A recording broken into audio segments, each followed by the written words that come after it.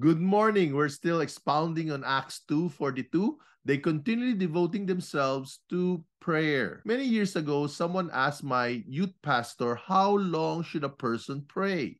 She said, I believe you should pray at least for an hour. After all, Jesus said to his disciple, could you not wait for me for an hour? Well, I thought to myself, I wasn't able to pray for an hour. So I decided I would do that. I went to the prayer room, look at the clock, and get on to pray. I say my prayers, repeat what I prayed, expounded on what I prayed. I repeat my prayers in a different way using different metaphor. After some time of praying, I felt I have nothing more to say. I said everything I wanted to say. I said to myself, I'm sure I prayed for more than an hour now. So I checked my clock, and to my disgust and shock, what I thought was an hour prayer was only in fact 15 minutes.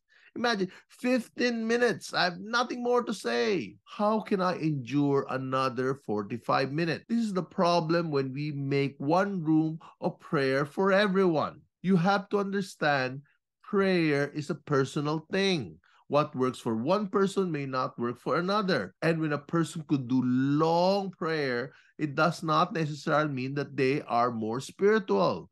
Maybe the anointing of the Spirit is stronger at the time when they're praying. Maybe they have trained their prayer muscle. The ability to pray longer is mostly not about our spirituality, but a matter of practice and training. Also, I have this thinking that when you're praying, you should keep on talking.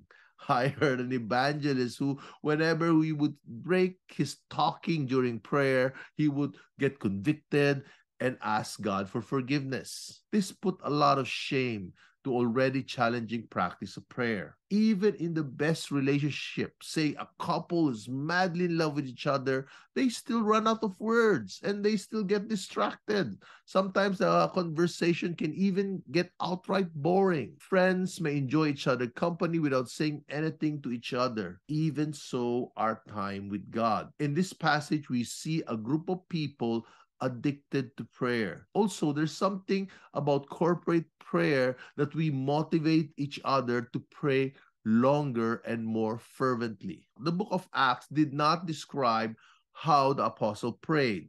I'm sure it's not a continuous monologue of one person leading the prayer. They may have prayed corporately all at the same time, or they may pray individually in the same room, or they may be praying in tongues, or they may be practicing what is called soaking prayer, or what the ancient called contemplative prayer. The best way to pray is to be yourself. Yes, you can get tips from other people, but eventually, this is a one-on-one relationship with God.